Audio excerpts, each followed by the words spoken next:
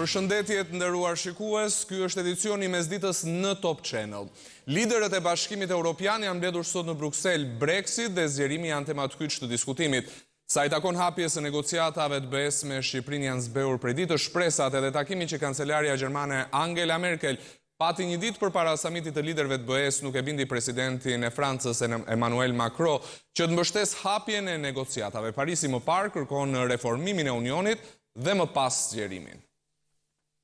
Takimi dyditor i krerëve të shteteve dhe qeverive të BE-s nis sot në Bruksel me në fokus Brexitin dhe ofensivën turke në veri të Sirisë. Por për Shqipërinë dhe Maqedoninë e Veriut, vëmendja do të jetë ngërthyer në atë pjesë të tij që do të shqyrtojë përpjekjet e tyre për çeljen e negociatave të antarësimit. Pavarësisht shpresës që ju dha të dy vendeve nga pjesa dërmuese e shteteve të bllokut me në krye Gjermaninë, mjafton vetoja një antari që këto pritshmëri të shuhen, dhe skeptikët nuk mungojnë. Zëri më i fuqishëm i këtij grupi të vogël mbetet Franca. Emmanuel Macron nuk u bindas nga përpjekja më e fundit e Angela Merkelit në Toulouse për gjetjen e një pozicioni të përbashkët. Shefi i Elizes përmendi numrin e lartë të azilkërkuesve shqiptar në Francë. Me bllokimin që bëri në takimin e ministrave të jashtëm, Franca praktikisht ktheu kundër edhe vende të tjera hezituese. Angela Merkel e pranoi në deklaratën e dhënë përpara nisjes drejt Brukselit se shanset nuk janë të mira. Ne u kemi ofruar ura partnerëve që kishin dyshime. Në samit ende nuk është e sigurt një vot unanime. Nuk mund të them se si do të përfundoj ky takim. Macron i vlerësoi përparimet e bëra nga Shqipëria dhe Maqedonia e Veriut, por këtë herë do zgjas pak më shumë derisa të çelen negociatat, u shpreh ai. Presidenti francez, që deri më tani kundërshtimin e tij e kishte argumentuar me thellimin e reformave të BE-s përpara zgjerimit, pranoi në konferencën për shtyp me Merkelin se ka dhe arsye të brendshme që e bëjnë Francën të hezitojë. Shqiptarët përbëjnë grupin e dytë më të madh të azilkërkuesve në vend dhe në këto kushte është e vështirë t'i shpjegosh popullit se përse duhen çelur negociatat me Shqipërinë, u shpreh ai.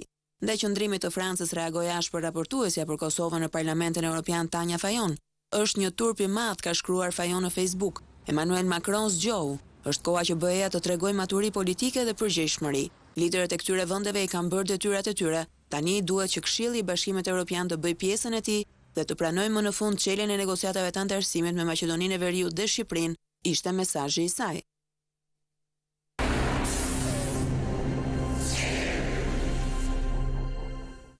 Me syt nga Siria, ku kanë mbetur pas familjet e shqiptarëve të rekrutuar nga ISIS, është edhe një familje në fshatin Leshnic të Pogradecit. Prindrit e Almir Dacit, vrarë pak vjet më parë në Siri, nuk din asgjë për niprit e tyre. Almir Daci, i njohur si xhihadisti shqiptar që kërcënoi Ballkanin 3 vite më parë, humbi jetën në Siri. Në banesën e tij jetojnë ende dy prindrit e moshuar, të cilët përballen me pengun e 3 fëmijëve të djalit të tyre që kanë mbetur në shtetin sirian. Babai i tij tregon se nuk ka asnjë informacion, ndërsa lutet që të mund t'i shohë 2 mbesat e tij, por edhe nipin që nuk e ka parë asnjëherë. Djali kishte 2 çupa djalë. Sa mi të keni pa i parë? Hyç. Që kur ka ikur, 2 ishin këtu, që një e ka lindur atje. Për çupën e madhe e ka rreth 8 vjet. Të dytën e ka 6, djalin një 3 vjet. Për Xhevairin dhe Nafien, prindrit e Almirit, i cili u akuzua si terroristi që rekrutoi 10 shqiptar drejt ISIS, jetesa është e vështirë. Në moshë të thyer, të rënduar nga gjendja shëndetësore, ata përsëri gjejnë kurajon për t'i kërkuar fëmijët, ndërsa pohojnë se do të përpiqen në maksimum për t'i rritur ata në rast se do t'i shohin një ditë. Keni folur me njeri? Ja. S'keni më asnjë informacion, po nga nusja? Fshati Leshnic gjendet vetëm pak kilometra larg Pogradecit, që nga viti 2013 në vazhdim. Ky fshat njihet si vatër e rekrutimit të rinjve, të cilët u larguan drejt Sirisë në të shumtën e rasteve pa kthim. 28 vjeçari Ervis Alin u largua ndërkohë që për të nuk ka asnjë informacion, ndërsa për Bledar Hamzën 27 vjeç, dyshohet se u vra gjatë luftimeve në Siri. Nga i njëjti fshat është edhe Almir Daci, ish imam i fshatit, i cili u shpall në kërkim ndërkombëtar dhe u dënua për rekrutimin e tyre.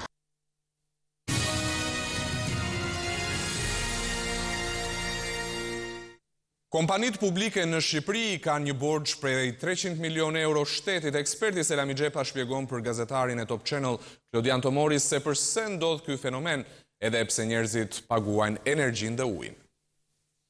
Borxhi që kompanitë publike të energjisë dhe ujit kanë ndaj shtetit ka arritur në 300 milion euro.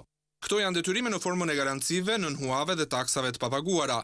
Por pse ndërmarrjet shtetërore akumulojnë borxh? Kjo i atribuohet në radhë të parë mungesës së disiplinës të vetë këtyre kompanive në raport me respektimin e ligjit. Edhe pse qytetarët paguajnë më shumë për energjinë dhe ujin, borxhi kompanive publike që administrojnë këto shërbime vazhdon të rritet. Sipas Selami Xhepës, problemi qëndron tek shpenzimet. Në kuptimin e alokimit, në kuptimin e prioriteteve të investimit, në kuptimin e praktikave dhe procedurave të gjithë këto element lidhen pastaj me eficiencën e këtyre shpenzimeve. Kur kompanitë publike krijojnë humbje, fatura për qytetarët është e dyfisht. Duke prodhuar kosto të shtuara pastaj për buxhetin, sepse efektivisht janë të ardhurat mungurat buxhetit shtetit, por nga ana tjetër nuk rezultojnë as në përmbushjen e misionit tyre që rritjen e tarifave që kanë bërë në ofrimin e këtyre shërbimeve nuk e kanë përkthyer në cilësi shërbimi më të mirë për qytetarin. Ky është një qerthull negativ që vazhdon prej vitesh. Kur kompanitë private humbasin para, ato falimentojnë dhe humbjet i paguajnë pronarët e tyre. Por në rastin e kompanive publike mekanizmi funksionon ndryshe. Ata që e paguajnë faturën e humbjeve janë qytetarët, përmes parave të buxhetit ose tarifave më të rritura për shërbimet. Qeveritë e Shqipërisë i kanë falur qindra milion euro borxhe kompanive publike. Tradita vazhdon. Ndërmarrjet shtetërore humbasin para, qytetarët paguajnë faturën. Një projekt ligj që kontrollon shitjen e kripës së jodizuar po kalon në parlament. Kuvendi i Shqipërisë po miraton një projekt ligj i cili rrit kontrollin mbi prodhimin dhe tregtimin e kripës së jodizuar. Në projekt ligj janë parashikuar edhe sektorët ku mund të përdoret kripa e pajodizuar si përpunimi i peshkut, industritë të tjera ushqimore ku kripa përdoret kryesisht për konservim, apo firmat që përdorin për mirëmbajtje rrugësh, por përdorimi i kripës për të tilla raste bëhet me autorizime të posaçme.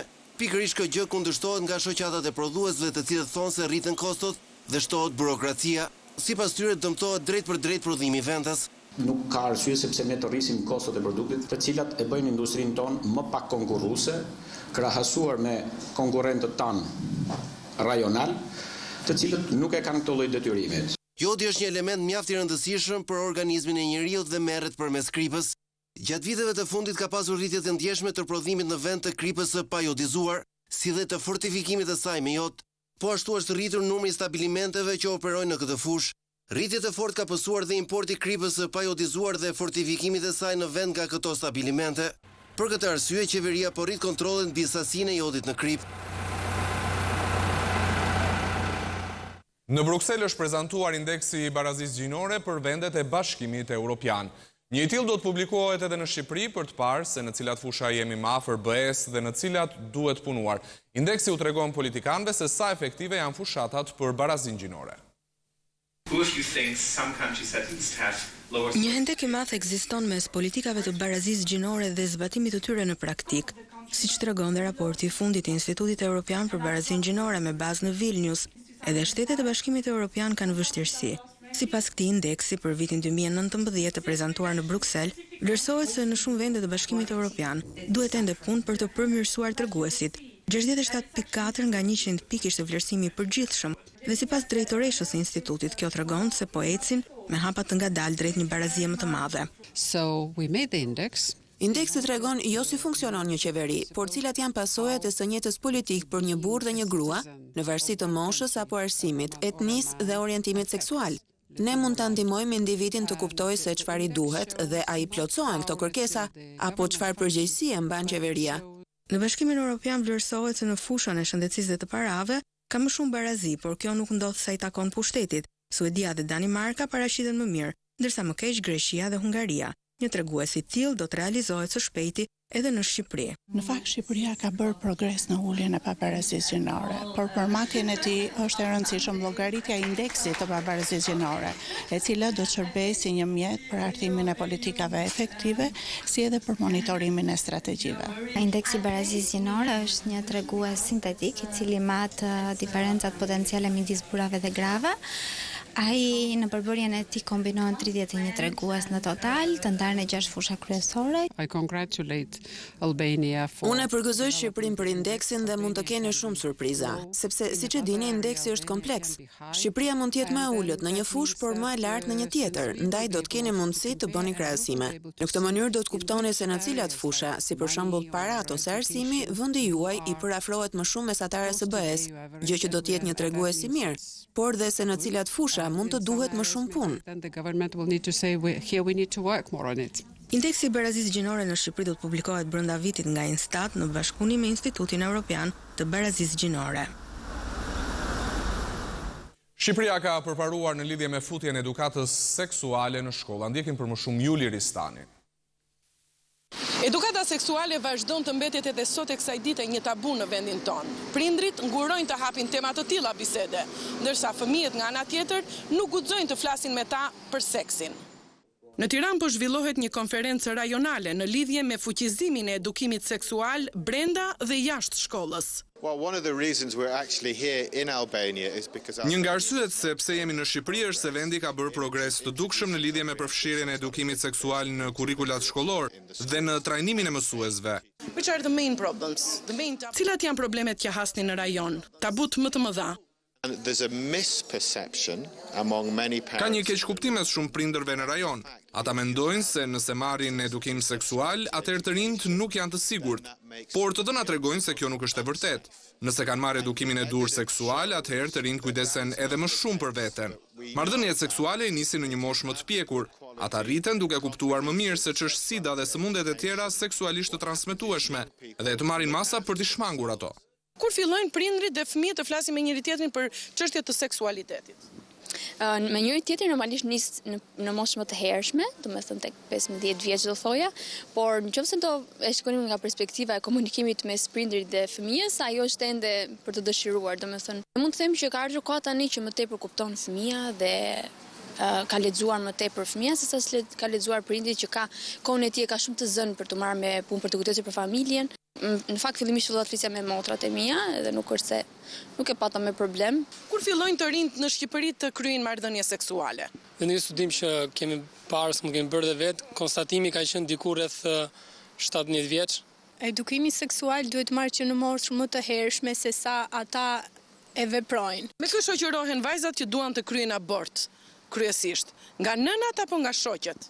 Nga shoqet. Në të ardhmen mendoj që fëmijët e mi do t'i kem si një shok apo një shoqe në mënyrë që të flasim sa më hapur me ta, sepse kjo është më e mira. Më kujtoa diçka kur kemi qenë në klasë 6, u bë një sesion informues për periodat me vajzat dhe nuk më ka pëlqyer atëherë se na ndanë në klasa të ndryshme, tipit dërguan djem në një klasë tjetër dhe në klasë qëndruan vetëm vajzat. E shoh si mangësi, do ishte diçka më e mirë nëse për këto gjëra të tilla të informoheshin të dyja palët.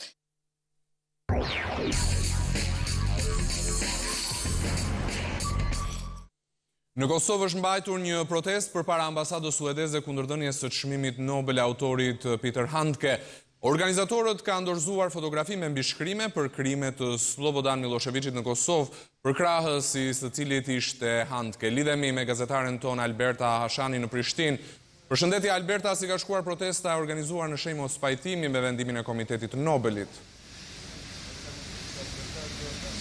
Përshëndetje Ardi, sot në fakt një numër i vogël i qytetarëve janë bashkuar kësaj proteste, e cila është organizuar para ambasadës suedeze në Prishtinë kundër dhënies së çmimit Nobel autorit austriak Peter Handke, të cilin e vlerësoi kështu komuniteti Nobel në shtetin suedez në fakt.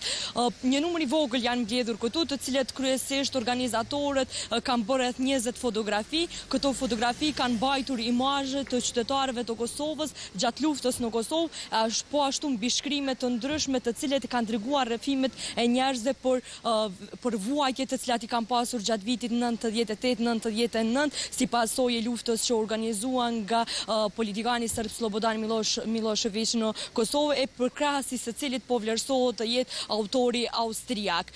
Këto 20 fotografi kanë qenë po ashtu numri i tyre ka paraqitur edhe 20 vjetët e Kosovës të dala nga lufta. lufta, e organizatorët kanë thënë se ky ka qenë një demotivim për të gjithë të tjerë. Kjo ka ngjallur edhe mjaft polemika në Kosovë që nga dita kur është ndarë çmimi, megjithëse protesta u organizuan në ditën e sotme për shkak pikërisht të paralajmërimit që duhen ta bëjnë në policinë e Kosovës 72 orë më përpara. Megjithatë kanë thënë se mjafton që të përcjellet mesazhi tek shteti suedez për shkak se të gjitha këto fotografi me mbishkrime janë vendosur në një zarf dhe janë dorëzuar ambasadës, të cilat pritet me kërkesë të organizatorëve të përcjellën komunitetit Nobel për të treguar. Mirë, të falenderoj Alberta Ashani me raportin e saj të drejt për drejt nga Prishtina. Ismail Kadare ka marrë Nobelin Amerikan të letërsisë, çmimi me vlerë $50.000, ju dha në mesin e 9 finalistëve. Prej disa vjetësh shqiptarët shohin me syt nga Akademia Suedeze me shpresën se më në fund ajo do të bëjë Ismail Kadaren të parin që do të sjellë Nobelin e letërsisë në vendin tonë. Çdo vit shqiptarët e kanë parë këtë dëshirë të shuhet dhe çmimi të shkojë gjetë. Si vjet përzgjedhja e këtij organizmi u pasua nga reagimet ashpra. Në të gjithë botën u ngritën zëra kundër dhënies së Nobelit të letërsisë një shkrimtari austriak, Peter Handke, që sado i shkëlqyer të jetë në penën e tij mbetet një simpatizant i Slobodan Miloševićit. Por për Kadaren briti një ngushëllim i fortë. Por gjeniu i letrave shqipe fitoi çmimin ndërkombëtar letrar Neustad për vitin 2020. Ai ishte në mesin e 9 shkrimtarëve finalistë, të cilët konkurronin për çmimin me vlerë $50.000 amerikan, që është cilësuar dhe si Nobeli amerikan. Çmimi akordohet nga World Literature Today, revista Universitetit Oklahomas për letërsinë dhe kulturën ndërkombëtare. Neustad është i pari çmim ndërkombëtar për letërsinë i kësaj kategorie, që ka origjinën në Shtetet e Bashkuara dhe është një nga të paktët çmime ndërkombëtar për cilët kanë të drejtë të konkurrojnë njëkohësisht poet, romancier, skenarist dhe dramaturg. Serbia i ka borxhe Kosovës, pjesa më e madhe e 2 miliardë eurove i takon fondit të pensioneve. Serbia vazhdon t'i ketë borxhe të mëdha Kosovës, përfshirë dhe ato ndaj pensionistëve kosovar. Sipas raportit për çështjen e pensioneve nga viti 99 deri në 2016, vlera e borxhit që Serbia ka ndaj Kosovës është 2 miliardë 849.907 euro. Instituti Kërkimor për Çështje Europiane dhe të Zhvillimit, RIDEA, ka prezantuar studimin e radhës lidhur me Fondin e Sigurimit të Pensioneve dhe atyre të paaftësisë në Kosovë, si dhe raportet bilaterale Kosovë-Serbi në sektorin e energjisë. Në të dyja këto fusha, sipas këtij instituti, Kosova është duke humbur vlera të mëdha parash. Në konferencë u prezantuan disa nga gjethet kryesore dhe rekomandimet nga studimet në fjalë. Raporti rekomandon shtetit serb që të pranojë zyrtarisht përgjegjësinë për dëmin në para dhe dëmin jo pasuror që i ka shkaktuar pensionistëve kontributdhënës. Duke folur për marrëveshjet energjetike midis Kosovës dhe Serbisë, studiuesi Bekim Krasniqi tha se ato nuk janë zbatuar dhe një pjesë janë shkelur hapur nga vendi fqinj. Krasniqi tregoi se borxhi nga faturat e energjisë elektrike të pjesës veriore të banuar me shumicë serbe ka kaluar shifrën 200 milion. Shteti serb i ndaloi kontributet e pensionistëve të Kosovës nga qershori i 1999-s pas përfundimit të luftës.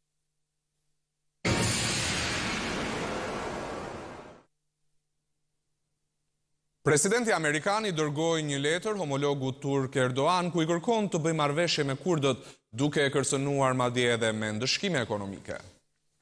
Mediat amerikane publikuan letrën që Donald Trump i dërgoi presidentit turk Recep Tayyip Erdogan. Aty shefi i Shtëpisë së Bardhë kërkonte homologut turk të bëjë marrëveshje me kurdët e Sirisë ose Turqia do ta ndëshkonte. Nuk do duash të jesh përgjegjës për vrasjen e mijëra njerëzve, ndërsa unë nuk dua të jem përgjegjës për shkatrimin e ekonomisë turke dhe kam për ta bërë këtë, kërcënon Trumpi në letrën e shkruar në datën 9 tetor e të publikuar së fundi nga Fox News. Trumpi kërkon Erdoganit të bëjë një marrëveshje paqeje me forcat demokratike siriane, duke theksuar se generali kurd Mazlum Kobani do të ishte i gatshëm për lëshime, të cilat nuk do t'i bënte kurrë më parë. Mos bëj të fortin, mos u bëj budalla, thuaj në letrën e Trumpit. Por BBC ka mësuar se Erdogani e hodhi letrën e presidentit amerikan në koshin e plerave. Dhe pikërisht në ditën kur ajo mbriti në tryezën e kreut të shtetit turk, Ankaraja nisi ofensivën ndërkufitare kundër kurdëve. Më herët presidenti amerikan deklaroi se inkursioni turk në Sirinë verilindore nuk ka të bëjë me Shtetet e Bashkuara. Duke folur për gazetarët në zyrën ovale në krah të presidentit italian Sergio Mattarella, Trumpi tha se është gjë e mirë që Rusia po ndihmon lidhur me situatën, ndërsa deklaroi se kurdët që mbrojnë territorin e tyre brenda Sirisë nuk janë ëngjëj. Britania e Madhe rrit pensionet me 4%, kjo është rritja më e madhe që nga viti 2012, por ende pensionistët kanë kritika për kryeministrin. Pensionet në Angli do të kenë rritjen më të madhe që prej 2012-ës. Nga prilli i vitit 2020, pensionistët britanik do t'i shohin të ardhurat që marrin nga shteti të rriten me 4%. Kjo do të thotë se pagesa e tyre do të shkojë nga rreth 168 pound në javë që është aktualisht në gati 175 pound. Nga ana tjetër janë miliona përfitues nën moshën 65 vjeç, të cilët nuk e kanë të qartë se çfarë do të bëhet me ta në këtë rast, pasi kryeministri Boris Johnson nuk e ka konfirmuar nëse rritjen e përfiton edhe kjo kategori. Edhe personat që jetojnë apo kanë punuar jashtë kufive, gjithmonë sipas raporteve në shtypin vendas, mund të jenë në gjendje të përfitojnë nga pensioni i ri shtetëror. Daily Express thotë se në raste të tilla, përfitimi i rritjes vjetore varet nga vendi në të cilin personi jeton. Të interesuarit mund t'i shohin detajet në faqen online të qeverisë ose të plotësojnë një formular dhe ta dërgojnë me postë. Për të siguruar një pension të plotë në Mbretërinë e Bashkuar, një individi i nevojiten 35 vite kontributesh të paguara kompanisë kombëtare të sigurimeve shoqërore. NASA prezanton kostumet e reja hapësinore, njërin prej tyre do e vesh gruaja e parë që do të shkel në hënë. NASA ka prezantuar kostumet e reja hapësinore që do të vishen nga gruaja e parë që do të shkel në hënë. Kostumi i gjeneratës së re është projektuar për programin Artemis që synon të ulë në tokën hënore gruan e parë dhe po ashtu edhe astronautin mashkull të radhës deri në 2024. Duke folur në zyrat e NASA-s, administratori Jim Bridenstine dhe inxhinierët e kostumeve hapësinore i prezantuan ato deri në detaje. Një prototip i bardhë me krah blu dhe të kuq u prezantua nga Christine Davis, një inxhiniere e kostumeve hapësinore në qendrën hapësinore Johnson. Veshja është e projektuar për të eksploruar sipërfaqen hënore, veçanërisht polin jugor, që është edhe objektivi i NASA-s për uljen e ardhshme të një ekipazhi në hënë. Kostumi mund të përshtatet për masa trupore të çdo astronauti. Ai është më fleksibël se kostumet e deritanishme, që i lejon astronautët të lëvizin më lirshëm. Kostumi mund të përballojë ndërkohë një temperaturë që varion nga -150 gradë Celsius deri në 120 gradë Celsius, ndërsa prototipi i dytë, ngjyrë portokalli, do të përdoret nga astronautët kur të nisen në hapësirë me kapsulën Orion dhe të kthehen në tokë. Kostumet e reja vijnë pasi planet për shkeljen e të parës astronaute grua në hënë u anulluan këtë vit për shkak të mungesës së kostumeve hapësinore nëpër masa mesatare. Nëse je pranë një vendi ngjarjeje, nëse je pranë një aksidenti, nëse sheh abuzim pushteti ose personi që shkel ligjin, ti raporto në Top Channel. Mund të dërgoni imazhe me pamje filmike në Viber dhe WhatsApp në numrin e newsroomit ton 069 31 31 311. Ti raporton. Lajmi tani je ti. Në Steblev duket se po përmirësohet tregu i patates, prodhimin e famshëm të zonës së Librazhdit tashmë tregtarët e mbledhin në fshat.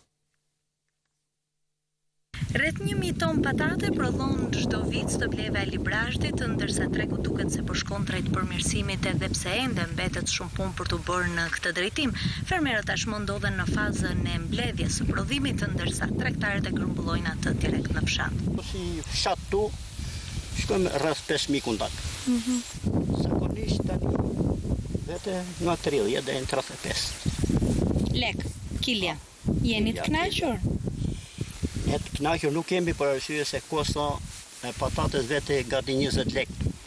Si kemi shkull alana, kemi në ca pa shkull. Po mirë ka qenë simet mirë, ka hec. Po shitjet si janë? Po nësë kemi shitet ashti. Si kanë qenë çmime? Po mirë, në përsen e tjera 350 janë shit ashti. Patatja e Steblevës është e njohur për cilësinë e saj, kjo edhe fal praktikës së fermerëve për ta ruajtur në tokë më shumë se 5 muaj, ndërkohë heqja e tarifës doganore për farën e patates duket se ka sjell lehtësime. Në Gjirokastër nuk po zbatohen masat antizjarr, ndërsa mbetet sfidë mbritja e zjarfiksve në vatrat e flakëve.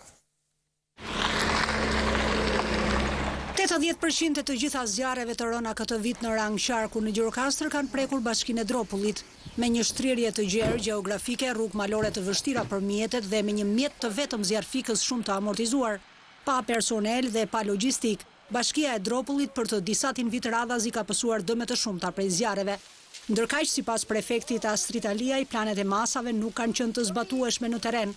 Sinjalizimi ka qenë i pamjaftueshëm dhe po kështu janë vërejtur mangësi në pajisjen e vullnetarëve me mjete për shuarjen e zjarreve në të gjithë qarkun. Konstatoj se angazhimi juaj në përballimin e situatave emergjente ka reflektuar përgjegjësi e përkushtim, por i pamjaftueshëm pasi janë evidentuar dhe mangësi sidomos e masat teknike organizative në informim në kohë para ndërlimit situatave emergjente dhe angazhimin e gjithë kapacitetet që ju dispononi.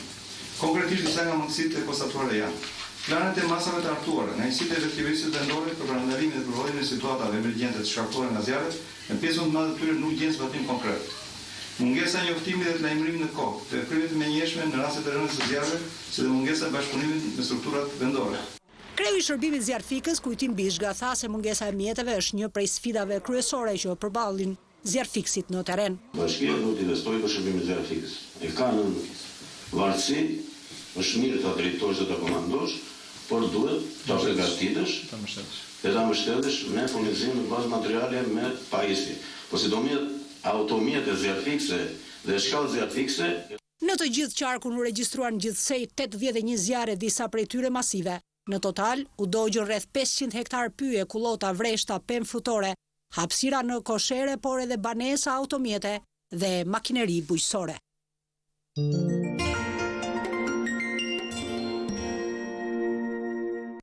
Në Fier u shfaq opereta e Strausit, Lakuriqi i natës. Skena e teatrit Byllis në Fier u bë mikpritësia e radhës për operetën Lakuriqi i natës të kompozitorit Johann Strauss.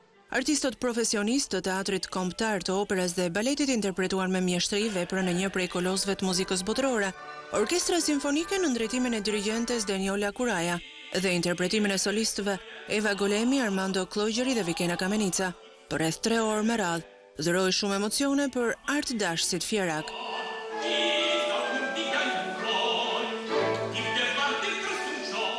Në operetën me 3 akte, një rol të rëndësishëm luajti trupa e baletit me solist balerinin Gerti Vasso. Ardashësit fierak do të kenë mundësinë të ndjekin për 2 tresht operetën e Straussit, Lakuriqi i natës. Artisti Banksy, identiteti të cilit vijon të mbetet një mister, ka nxjerrë disa nga punimet e tij në një dyqan online. Bluza, oramuri dhe deri dhe një gur varri. Artisti i famshëm dhe misterioz i rrugës, Banksy, provokoi me një ide origjinale. Një dyqan online ku vepra e tij ikon të shiten në forma të ndryshme për 10 pound copa, në një kohë kur një murale e Banksyt mund të arrijë në miliona euro. Faqja do të quhet Gross Domestic Product. Pas një betejë ligjore, artisti u detyrua të hapte një dyqan fizik në Croydon në jug të Londrës. Në të kundërt do të humbiste të drejtën e veprave të tij. Dyqani u hap, por aty nuk hynte dot njeri. Duhet të mjaftojë vetëm me një shikim nga vitrina. Tani adhurues e koleksionist do të kenë mundësinë të shtijë në dorë krime të Banksyt dhe pa lëvizur nga shtëpia. Hapja e faqes online përkon me mbylljen e dyqanit. Në internet do të ofrohen bluzat personalizuara, çanta, ora e madje edhe një gur varri. Bëhet fjalë për objekte unike dhe për vepra arti. Por është menduar gjithashtu që të mos i hape dera oportunistëve, duke lënë mënjan fansat e vërtet. Ndaj do të ketë një përzgjedhje të kërkesave. Klientëve potencial do t'u kërkohet të zgjedhin objektin e dëshiruar, të vendosin pas kësaj të dhënat personale dhe në fund t'i përgjigjen edhe një pyetje.